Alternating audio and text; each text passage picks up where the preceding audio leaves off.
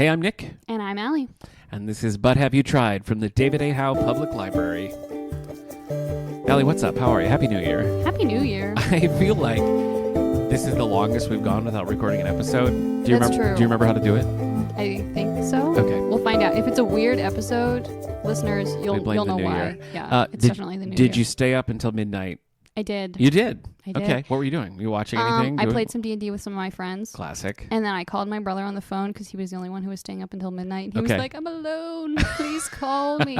And I shook my D&D dice when Poor midnight. little guy. Yeah, Oh, that's cute. I know. Yeah. That's nice. Yeah.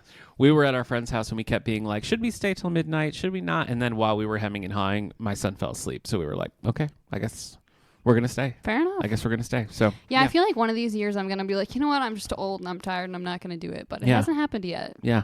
Okay. Well, one of these days. Today is 9 years in the making. We've had a library podcast since August of 2015. And in that time, though we've mentioned Jack Finney, never in any version did we do a Jack Finney spotlight or episode or anything. And here we are, finally, because of But Have You Tried? You and I are going to talk Jack Finney. Yeah, I'm excited. Are you? This is an important episode. This was maybe the hardest for me not to ask you, because I've seen you reading it at the youth desk. I've seen you carrying I've around been trying time so and hard again. to make sure that I would finish it in time. I was like, this episode really of were all down to the wire. episodes, Yeah. I have to finish it in time. You have to. Yeah, I finished it this morning, Not long. about 2 hours ago. Not long ago, About but you 2 did hours it. ago. All right, so let's get into it. Do you want to give me some Jack Finney facts? I do. Okay. Okay, so I looked up some facts on okay. Jack Finney. All right. Okay, Jack Finney lived from 1911 to 1995. Okay. He graduated from Knox College in Galesburg. How's that pronounced? Galesburg, yeah. Galesburg, Mhm. Illinois, which I remembered when I saw that the collection you were reading is I Love Galesburg in the Springtime. Yeah. And I was like, I'm making connections. It's all coming together. He married Marguerite Guest, and they had 2 children. And he also worked for a while as an advertising agency in New York, which kind of connects with the main character of Time and Again. Yeah. Which, again, I saw that, and I was like, everything is coming Yeah. together. This makes so much Yeah. sense. A fact I thought was kind of interesting is that his name is actually Walter Braden Finney. Yeah. And he goes by Jack. Yeah. And apparently he was born, and they named him John. But Okay. then his dad, who was named Walter, died when he was 3. So they renamed him after his dad. Oh. But he still went by Jack. Yeah. Which I thought was kind of That a fascinating it's odd. tidbit. Yeah, it is. He is best known for Invasion of the Body Snatchers and Time and Again, the latter of which I read, the former of which I am going to read. Okay. So All right. we'll talk about that in a bookmark episode. That sounds good. Okay. Because I was really excited about it, but I was like, I don't feel like I should finish it until I finish start it until I finish Yeah. Time and Again. Yeah. And then I was down to the wire with Time Yeah. and Again. Anyway, there are several film adaptations of Invasion of the Body Snatchers. True. I didn't realize how many there were. I know. There's like a lot of them. Yeah. I guess that one just keeps coming back. One thing that I didn't realize until I was looking into it for this episode is there's like a manga and an anime called Cran Shin Chan, the legend called Dance Amigo. What? is sort of based on Invasion of the Body Snatchers. Huh. Like there's a whole like body snatching thing in it. And there's a character in it named Jacqueline Feeney, Oh my gosh. who, is a callback to Jack Finney. So That's amazing. yeah, so I guess now we got to track this down Yeah. and watch and read. I would not have expected that, but No. I am delighted to hear. No, I but there have is to say. something that sort of, I think the reason why Invasion of the Body Snatchers, more than any of his other works, keeps coming back is just that the concept kind of works for whatever time Yeah. you're in. Whatever sort of impending doom that you feel like is coming kind of ties into the themes of Invasion of the Body Snatchers. I certainly feel it right now. I think that makes a lot of sense. Yeah. Honestly. Yeah. And certain things are just like I think about Mary Shelley's Frankenstein, which is centuries old basically. Yeah. And it's like that kind of thing. Again, it still works because it's like there's never a time when you're not like, what have we done? Right. We made this thing. Exactly. So yeah. Yep. Anyway, he wrote 10 novels, 2 plays, and a whole bunch of short stories. Yeah.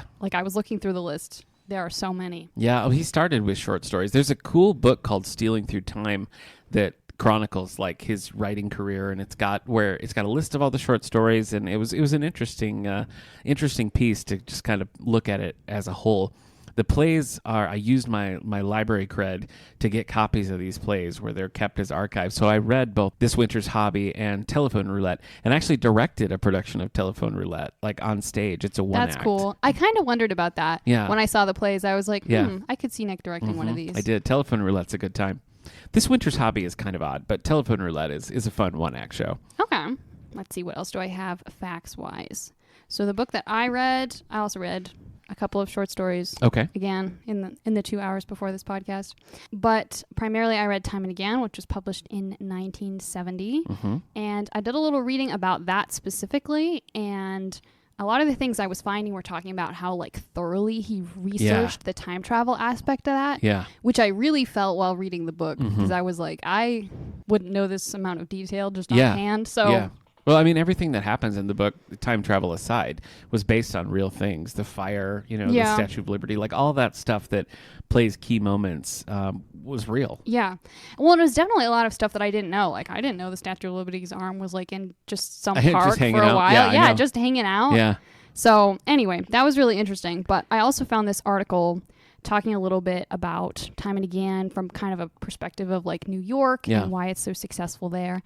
This is the New York Times article, City Lore, Why Time and Again Casts So Powerful a Spell by Rick Burns.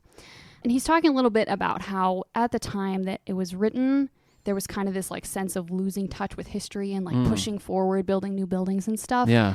Anyway, so here's a quote from this article, which I thought was interesting. Mr. Finney's novelistic effort to go back in time and channel the past, using what fragments of the city's physical history remained, a suite of rooms in the Dakota, sections of Central Park, an old stereoscopic photograph, the upraised arm of the Statue of Liberty, resonated powerfully in a city that for 2 generations had seemed intent on destroying much of where it had come from. As such, it was part of a more general urban salvage program in the 1960s and 70s, which, like the then recently established Landmarks Preservation Commission, was desperately trying to rescue New York's physical heritage and the sense of history itself from the oblivion of the Wrecker's Ball, which I thought was a really interesting perspective on the book that I totally didn't have because I was not alive in the 70s. Sure, neither was I. Neither was I. Anyway. Yeah. So I thought that article was an interesting read. So yeah.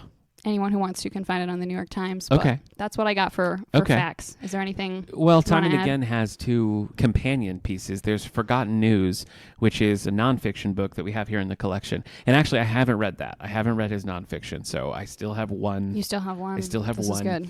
But in researching for Time and Again, he just had so many facts that he wrote this nonfiction history book. That's really cool. Yeah, about all this stuff that he learned during that. And then 25 years later, right before his death, he wrote a sequel called From Time to Time. I do really want to read that. Yes, and it is good. I mean, the writing is good. It's not, I don't think he's missed a beat. The characters feel right. It's all very sharp. I just can't help but feel that it takes a little bit away from the resolution of Time and Again. I could definitely see how that would be the case. But I'm too curious to not read it, if that makes sense. Yeah. Because it's just I feel like it's a very strong and satisfying ending. And so to open it up again, I don't know. Yeah. I don't know. I could see that being difficult. Yeah. Okay, so you said that Jack Finney is your favorite author. That's a fact. Which is a big statement, especially for like library people. There's like so many authors, so many books, so much everything. So how did you encounter Jack Finney and what kind of made him become your favorite author? Okay. Well, I first read Jack Finney in my early 20s when I was working in a library. Could you relate to that? I can relate to that so much. Does it feel just almost like today? It feels eerily like today. So I worked in this big public library in Battle Creek, Michigan. Shout out to Willard Public Library and all my friends there. And one of the things that I would do was to check in the book drops. So we had book drops all around town, and we had book drops right in the parking lot. And those would just get so full that they would come in. We would just have like a big, just hundreds of books. And so I would just sit back there and like ching, ching, ching, ching. And I kept seeing the Jack Finney books come in. And what I saw actually was Time and Again and From Time to Time, but on cassette, like the big chunky cassette audiobooks. So they were hard to miss because they were so big. And I've always loved time travel, like probably how can you not? Dating back to Back to the Future, I would guess. And so I kept seeing these books. And so I was like, all right, I picked up Time and Again and just sort of read it cold without any knowledge of it. And I just loved it. Like I was so intrigued by the mystery elements of Time and Again. There's so many pieces to it, which we'll get to, but there was so much for me to latch onto in that one that I read from time to time right afterwards. And then after that kind of expanded out into his books. And it's interesting because, like you said, 10 novels, 5 or 6, I want to say, film adaptations with, big stars. It's not like these were just like low budget. I mean, you've got Glenn Close, you've got Frank Sinatra, Jack Lemmon, Jack Palance, like a lot of big names. Even in I these recognize movies. Most of those names. See? But they just didn't, I don't know, like outside of Invasion of the Body Snatchers, I don't feel like any of his work has really like transcended, and made it so it's just sort of like part of the conversation. I think Time and Again comes close, and I know there's been talks lots of times about that becoming a movie, but it never did. I think that would be cool. It'd be hard to do, but it would be cool if they did it right. It would be hard to do. I feel like it would work better as like a 6-episode like miniseries. I think a lot of books would work better as a 6-episode miniseries. Yeah, you're right. So, I put in requests at the library to get Jack Finney's other books, and so I devoured them pretty quickly.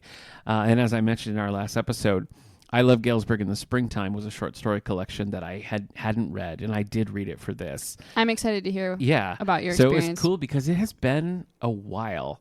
I can't remember. I think I was in college. I mean, I think it's been, a good long time since I've read a new Jack Finney, and so it was an interesting experience to kind of go back into that world. But the thing that I think gets me the most, and I'm curious to see like your take on this without, the feelings that I have, the way that he writes dialogue, the way the characters interact is so natural to me. It just feels so real. Like the things that they comment on, the things they see. I just find there's something really unique about his writing.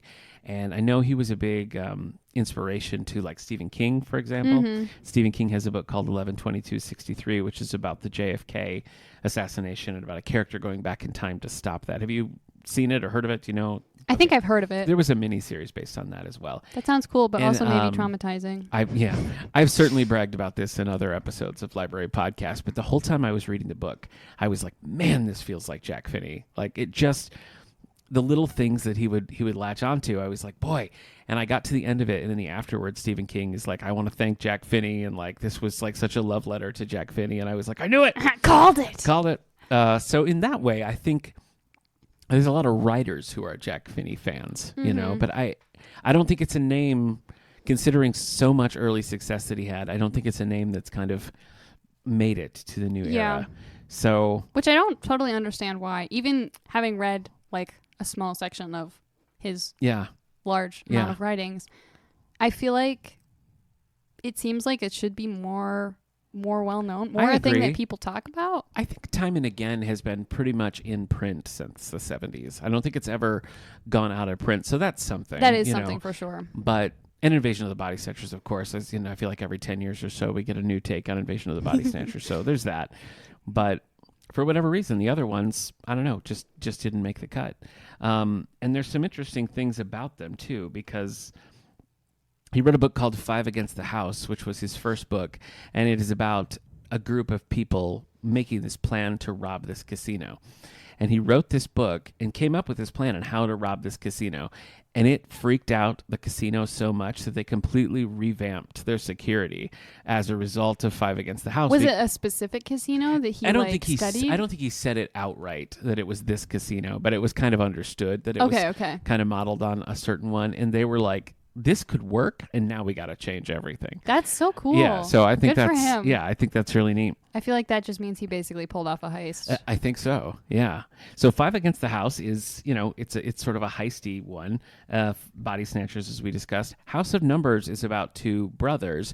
One is in prison, and they make up this plan to kind of switch places and get the one out. Which that's interesting. Is very similar to the plot of the show Prison Break. So I don't know if there's any connection there. Maybe. Assault on a Queen was about trying to raise, I think, a World War I, maybe, or 1 or 2. I can't remember. Well, I guess it would have to be 2. Submarine that had sunk, and there was this whole plot to raise this and use it to pull off this big robbery. Good Neighbor Sam is like a farce, and the movie was with Jack Nicholson, and it's like a straight-up comedy, and I laughed out loud many times during that book. Woodrow Wilson Dime is actually based on a short story called The Coin Collector. I did read that one. Okay. And it's about, a character finds a dime with Woodrow Wilson instead of FDR, and he realizes that he's in a parallel world. and sort of goes back and forth between the two worlds, and it eventually starts to like corrode, and he's in danger of losing everything. So it's an interesting concept. Then, of course, time and again, Marion's Wall is about a silent film actress who is killed right before her big break, and she comes back and possesses someone and tries to take Hollywood again. So Spooky. Just odd. And The Night People is about a group of people who are insomniacs, and they start sort of hanging out at night and like going around town, and they have the place to themselves, and they start kind of getting in kind of prank mode, and it just gets out of control. It's sort of an eerie book. And then we end with From Time to Time. So he hits on so many different genres, and so many of them, as we said, made their way to screen, and yet it didn't make the cut, for like sort of the established like literary canon. People just don't think about it. Well, also I feel like the idea of like a casino heist, like that sounds like a lot of movies that I've watched. I feel like that would make a great film. Yeah, well, it did back with Guy Madison and Kim Novak in the 1955 movie. Yeah, I actually haven't seen it. Okay. So, yeah. But like, again, I'm like, I feel like I know a lot of people who would really like that. Like, why is that not a big thing? I know. Yeah, I feel like a lot of these would work, again today. But anyway, that's a lot of me talking about it. So now I want to hear what you think. What did you think? I really enjoyed the book. Okay. I thought it was really fascinating. Okay. And it went a lot of places that I didn't necessarily expect. Like, I knew there was going to be time travel involved, but I wasn't sure how. Yeah. And I didn't like really look up much about it ahead of time. I was just I just read it based on what you said about it, basically. Okay. So I thought it was really interesting that it like starts and it like shows a little bit of his life. Mm-hmm.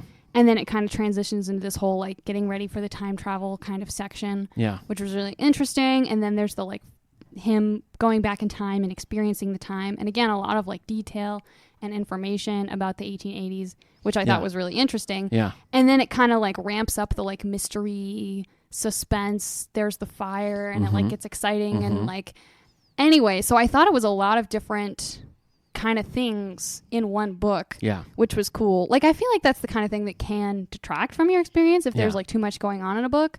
But like each part I was like, yeah, I'm really interested in this. This is cool. I think it's clever to have the mystery element in there as well, like giving him sort of a mission to go back in time.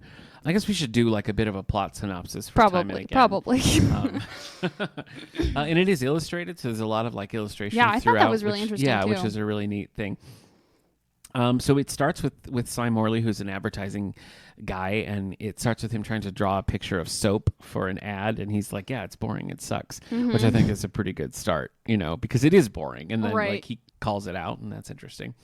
And he sort of gets pulled into this time travel experiment, and I don't really know why they pick him. I don't remember. Why did they pick him? So they say there's like certain qualities in a person that are necessary to successfully do the time travel stuff. And I guess he was in the army, and like some of the like testing that they do, they had access to those results, and they thought, but they don't really extremely specify what the qualities are. Like they talk a little bit about like, oh, you need to be able to like imagine how the world could have been, and like that kind of thing, but they're not extremely detailed about it. And I think, on a base level, it's essentially hypnosis, so you have to be somewhat able to be hypnotized to that. And so they're basically saying like, come on board, we'll train you, we'll send you back in time. And although they don't tell him what it is at first, they're like, please agree to do this, and then we'll tell you what it is. And he's like, but he agrees. Yeah, he agrees. Because he and Reuben kind of know each other from the army, right? They have a connection. I don't know if they know each other or if they both just were in the army and they like just sort of have that felt to kind of yeah. So Cy's girlfriend Kate has this weird family history about an ancestor who. There's all this mystery around it, and his headstone is just a weird shape. There's no name on it. It's like a star pattern. It's like a 9-pointed star of like dots. Yeah, and that's all that's on the tombstone. And it's always just been this family mystery, and like, what is that all about and why? And so when it comes time for him to go back into the past, he kind of needs a mission, and so he decides he's going to figure what that's all about. Yeah. Right? And so it works, and he's back in time, but then he sort of gets pulled into the lives of these people in this boarding house, and in looking at this mystery, he gets pulled into some historical elements. And then we kind of get into spoiler territory where there's some going back and forth and what decisions work for him for the best. Should we spoil it or should we save it? Okay. It's hard because it's like, I don't want to spoil it for people, but I feel like the ending parts were so interesting. Yeah, they were. Okay, well, why don't we just say spoilers? Okay, we're going to spoil. Okay, we're going to spoil. Skip ahead if you don't want spoilers. That's right. Okay, so go ahead. Take it. Okay. So he ends up basically kind of following these two guys to try and figure out what's going on. Yeah. And there's this whole thing where they're like arguing in this building, and the one guy lights a fire and the whole building just like goes on fire. And then the one guy, fire is real. Like that fire is actually real. happened in so real cool. life. Yeah. And I think it's funny also when he's like talking about how like, oh, you know, like no one's going to remember this in like his actual time. Right. And I'm like, well, I didn't know it happened. Yeah. So like, he's not wrong. Yeah. But anyway, one of the guys who is sort of powerful basically has the police hunt him and this other woman down and is kind of like accusing them basically of doing this. Yeah. So they go on the run, which was also very exciting. It was. I was like page turning. I know. Yeah. So they end up, to kind of get out of this situation, he travels them back to his present time. Yeah. So he brings this woman from the past with him, Yeah. which I thought was really interesting. Yeah. And her reactions to all the present day stuff were just like, some of the things that she's like, what? And others she's like, well, of course you have this. Yeah. Like, how could you not? Which I thought felt right, I Yeah. guess. Like, not that I've ever seen someone from the past interacting with you haven't? our day-to-day. Okay. No. All right. Okay. Well, I mean, I guess we're all technically from the past. That's but true. That's a good point. It's not the same. That's deep. But I thought her interactions with the world were really cool.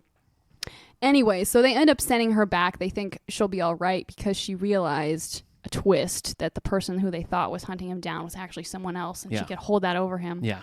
So he goes back to the project and like has this conversation, and they basically try and convince him to go back and intentionally make a change. Mm-hmm. And he refuses to do that. Yeah. Which I think is also cool. I mean, that's an interesting... I know. I thought that was a really interesting scene and whole conversation. Yeah. So he goes back and he doesn't make that change, but he tries to make another change so that the project won't start in the first place and these people won't be like messing around with history. Yeah. Which I thought was really interesting. Yeah. It kind of shakes the foundation of like the principle that they're using in time travel here. Like if he can make that change and make the project never happen, how would he have gotten there? You know what I mean? Yeah. Like they kind of make a paradox, you know, in a way, but it works like within the confines of the book. It was really interesting. And I felt like it was a good instance of like some foreshadowing, because when he's first planning to go back, he's talking with the guy from the project, and the guy's like, oh, you know, this event happened in my family history on this day, and if you could go, I'd love to have a sketch of it. Yeah. And I thought that was really interesting. Just the way he describes it is very vivid. And anyway, and so like the whole time as he's like back in the past and exciting things are happening, in the back of my mind I'm like, but what day is it that those two people are meeting? He has to be there. Yeah. And so then when it circles back to that and he goes, I was like, oh my gosh, that's what it is. Yeah. So I thought that was cool. I agree. And the resolution with, you know, the mysterious headstone and everything. Is it her grandfather, Kate's grandfather? Yeah. Okay. It's like her adoptive grandfather, basically. Right. Okay. Yeah. And we kind of find out that in that fire, one of the men dies, right? Yeah. The one who like actually was the grandfather figure. Like this prominent man dies. And the other person, and I don't remember his relationship to the grandfather guy. He was trying to blackmail him. Okay. So you have the prominent guy, you have the blackmailer. Prominent guy dies. Blackmailer is burnt and kind of disfigured. Right. And he sort of makes a deal with the widow that's like, look, you need me. Yeah. He's like, you need a husband to like keep this going. Because I think when they're having a conversation like early in the blackmailing process, the prominent guy even confides to him and is like, I'm afraid I'm going to die before these like business deals are done. And my wife basically will be left with nothing because she can't even like own this money or this property. Yeah. Because of the patriarchy. Yeah. That one again. Yeah. So I couldn't fix the patriarchy. I guess he tried, and so that's kind of the thing. This man assumes the position, assumes this guy's life, and they just have this sort of deal. And so when he dies, she can't bring herself to put her actual husband's name on the gravestone, and this is just the imprint from his shoe that's on the I thought was cool. Yeah, and it did make me want to have like Sai sees it all over the place. He's prints. like, why do I keep seeing tiny versions? It's like, of how is this in the snow? What am I even looking at? Which I thought was cool. Yeah. So what did you think of like? I don't know. I mean, like I said, the dialogue and the characterization is what really gets me, and I think there's a little bit of like the Sai's voice and his personality. That feels like there's an element of that that's in all the book. There's kind of this through line of this type of character that I always enjoy reading, and something like even in Galesburg in the Springtime, which I hadn't read it in a decade plus, like reading it again, I was like, yeah, there it is. There's that thing. There's that like Jack Finney thing that I can't quite put my finger on, but that I like. So what did you think of it from a writing standpoint? I thought it was really interesting from a writing standpoint because, again, like there is a really distinct kind of like voice and character, but it's not one that I would ever like think of or write, I guess. Yeah. And so it was really interesting to like experience that and be like, I don't necessarily, this isn't really how I think or talk to people. Yeah. But it feels really authentic. Like there is someone who is like this. It's just not me. And so I thought that was really interesting. And the short stories I read The Coin Collector and I read The Third Level because I still had a few minutes and I was like, this one looks interesting. Yeah. And I felt like they did have, I could feel that the kind of like tone was similar. And I don't know if I can place like exactly what it is, but it does feel very distinctive. Yeah. I don't know. I don't think I've ever, I know that I haven't read another author that I'm as drawn to as much as I am with his writing. It just really, like, it's unlike me to have saved a book for 17 years. That's a long time. Well, yeah, because I didn't want to be done, because I just wanted more. So it is really kind of a unique thing for me. And I'm always, like, we did this for a book club years ago and people really liked it. And, I was like, yes, so I didn't tell everybody that it was like, this is my favorite book. So I always like when it happens that people will discover it, on their own, or if I can like introduce people to it, but just evangelize Jack Finney to the nations. Exactly.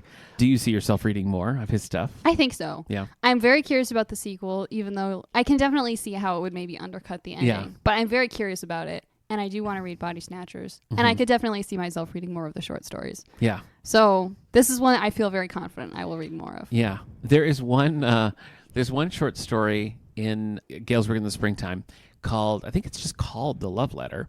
And there was like, I want to say a Hallmark movie made out of that, like an expanded story. And it's about a man buys this vintage desk, and in a secret panel in the desk, he finds a letter that a woman had written to sort of like a hypothetical, like, I hope someday to find, the person that's just right for me and everything. If you like pina coladas, that kind of thing. Exactly. And he does like getting caught in the rain. So he writes back and, he finds a vintage stamp and he mails it in like the oldest post office in New York and stuff. And there's another panel in the desk and he opens it and finds another letter, and she got his original letter. So they start this sort of like love affair with like, 75 years like in between their lives. And the short story is like really sweet and to the point, and the movie obviously like stretches it out. Right. But I think the concept is still like very cool. Mm-hmm. Perfect for a Hallmark kind of movie. Right, for sure. But it's just I don't know. He just finds these things that are so like odd and unique in I think it's in the collection, The Third Level. There's one called Such Interesting Neighbors, and it's another time displaced kind of story. This guy finds himself in the past and he invents the paperclip. He just makes the paperclip and patents it, and then just has this like nice cushy life because he invented the paperclip. That's so funny.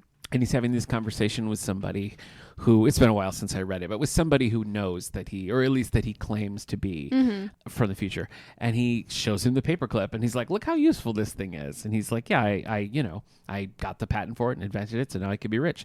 And the other guy is like, well, why didn't you just invent like the TV or something? And he's like, I don't know how to make a TV. It's like, I can bend wire to be a paperclip, but I don't know how to make a TV. And I feel like that's such an interesting thing. It makes sense. Like, I don't know how to make a TV. Yeah. And I thought the scene in Time and Again when Julia's like in the present and she's watching the TV and she's so fascinated by it. And she asks Cy like, oh, how does this work? And he's like explaining. And I'm like, I don't know how a TV works. Like if I had someone from the past in my house and they're like, how does this work? I'd be like, I don't know. It does. Wires. It's cool, huh? Yeah. Wow. So that I felt called out by that, and like I should probably research more. Yeah. How things work, but anyway, well, you can learn. You can learn by Jack Finney's example. He's got this short story. I don't remember the title, but it's basically somebody comes and gives this character an offer that's too good to be true, but also like if it is true, you got to take the chance just in case. And it's like, come to this place and you're going to be whisked to this place where like all your wishes and dreams are going to come true. You're going to have this idyllic life. Just come to this place. So he gets there and it's just like an empty barn, and there's just like a bench in this barn, and other people kind of start coming in being like, did you hear about this thing? So they're all just sitting on the bench for like hours. And finally the main character is like, this is stupid. Like somebody's playing a trick on it. Forget it. And he stands up off the bench and he turns around and everybody's gone. Oh my gosh. Because it was like they had to weed out the one who lacked the faith or whatever. And again, I just thought that was such a cool story. Yeah. You know, because he doesn't get what he wants, you know, and he was like our point of view character. So yeah. Yeah, I feel like a lot of concepts like that I think are just really fascinating. Yeah. And like the coin collector where he like can just like go back and forth between these two lives basically. Mm-hmm. Like whenever he gets bored of one, he just kind of goes to the Yeah. other, which I think is a really, I don't know. I just thought that was a really interesting concept that played out in a really in a way that made sense, I guess. I know, I think so too. And I'd read the Woodrow Wilson Dime forever ago, and when I was reading Galesburg in the Springtime, which is where Coin Collector was originally, I was like, oh, this is like a short version of, and then he developed it into Woodrow Wilson Dime. And the story, in some ways, is almost better because it doesn't overstay its welcome. Mm-hmm. But the way it expands in the Woodrow Wilson Dime, to have him sort of, it makes him more and more selfish. Like he's only showing up in these two lives for the when parts he wants that he to. wants. Yeah. And then when he's like, I don't want to do this, he's, you know, pops And I to think the you other can world. see that already in the short you story. can. So it You makes can. sense that, I don't know, that's kind of how it would play out. The Because way like his reading life it, and I'm like, already I can degrades. see this would not this go is well. Not gonna be good. This is not going to be good. So I have never done, well, maybe I've read Time and Again and Good Neighbor Sam a couple of times, but like, Because you're not a big rereader, are you? no, I'm not. But I could. I mean, I could go and reread all of these, you know, because they just, I mean, why not? I know, It'll make you they happy. just Go stand for the it. test of time, I guess, you know. And maybe I finally need to go through and watch all the movies. Like that's another thing that I haven't That's done. true. Because I did rewatch the original, like 50s version of Invasion of the Body Snatchers, which I hadn't seen in a long time, and it stands out. Like even in that movie, it's atypical. Like you watch it for a 50s movie, and the main character's relationship is unusual, and it just that Jack Finney dialogue comes through. It's really funny. Well, I mean, it sounds like a success. Yeah, I'd say so. Okay. Did you feel pressure, like having to read one of my favorite A little books? bit. I was like, Okay. what if I don't like Yeah. this? That would be so sad. Yeah, But I was luckily I really- did like it, so. I mean, I think Time and Again is the one, even though Invasion of the Body Snatchers is more famous. I think Time and Again is probably the best example, but I really kind of waffled on which one to have you read because Yeah, that's fair. there's so many different genres or different styles, you know, that I could have gone with. But I felt like the historical elements, the mystery element in Time and Again, I hoped they would appeal to you. But I was worried that maybe the voice wouldn't come through so much because, as you said, it is much more plot heavy. And because of the historical research and stuff, there's a lot more facts like in that book than in any of his others. The other ones are much, much more brisk, and you just like really push through them. Whereas Time and Again is like, you got to set aside some time, as you learned finishing it just under the wire. True. Okay. Well, we do have quite an assortment of Jack Finney books in our collection, and we can always get more if you want them and want the ones that we don't have. So just let us know. Yeah, I'm sure Nick would be so upset about ordering more Jack Finney books know, if someone would. requested them. There's not a bad one in the bunch. I think I would probably put The Night People as my lowest, but Fair enough. I enjoyed them all. So, and Good Neighbor Sam really is straight up hilarious. Just, it kills me. So I would probably recommend that next. Like once you kind of get the gravitas of Time and Again, go for something lighter like Good Neighbor Sam. Okay. All right. Yep. Okay. All right. Well, this was fun. I'm Good. glad I got to try Jack Finney. As am I. I had an idea for how I was going to segue this. But I don't you know lost if it makes Okay, it. we're I lost scrapping it. I it. lost Okay. it. All right. So I was excited to try Time and Again, but I kind of wished that I had been able to listen to an audiobook version of it, Okay. at least for parts of it, Okay. because I can go a lot faster in a book Yeah. if I'm like listening to some of it audio wise. Okay. And I know you also like listening to audiobooks. Yeah. But sometimes you don't have anything to do while you're listening to an audiobook. So I was wondering if you've ever Yeah. tried knitting. I have not, but I am married to a world-class knitter. She's always got just click, click, click. I know, click. it's very impressive. It's the soundtrack I've of seen my life. at least So. one of her knitted things that I thought She's was got really a sweater cool. right now that's like, I can't even believe that human hands made it, let alone she just next to me on the couch. So, yeah. So in this bag, I have 2 knitting books from our collection that have some like basic how-to. Okay. Although, I mean, like, also there's YouTube and Yeah. your wife who's a world-class Yeah, knitter. that's right, yeah. So if you need any instruction, I don't really know. Okay. I also have knitting needles. All right. I have taken them. This is the sound I hear, everybody, all the time, right here. It's kind of like a fun, satisfying sound. Yeah, honestly. soothing. It's soothing. I have some scrap yarn for you to test out stitches. Okay. Did you get this here? Yeah. From the library? From the library. We made stockings out of this knitting like 9 years ago. That's really funny. I have one in my house. I also have yarn for you to attempt to make a scarf. Oh. So my assignment for you is try and learn the basic stitches and test out some different combinations. And then if you can choose a pattern that you want to try and use for a scarf, go for it. You don't have to finish the scarf. I don't. All right. If you do, great. But I was like, I don't know how long. This yarn feels thin. Will this take me forever if I try to make a scarf out of this? I don't know. Okay. I don't know how fast new knitters knit, to be honest. That's a great tongue twister, though. And how fast do new knitters knitters. How many knits can a new knitter knit? Okay, so you want me to learn the basics and at least start a scarf. A scarf. Okay. I have no choice but to accept your challenge. That's true. Okay. All right. Well, again, all of our Jack Finney books are here in the collection, so you can come and check them out. And I recommend that you do so, because if you haven't, you're missing out. And then in 2 weeks, we'll be back to talk about all the things we're reading and watching, and maybe you'll hear me clicking away knitting while we talk. While we talk. That would be fabulous. Okay. See you then. Sounds good. Bye, everybody.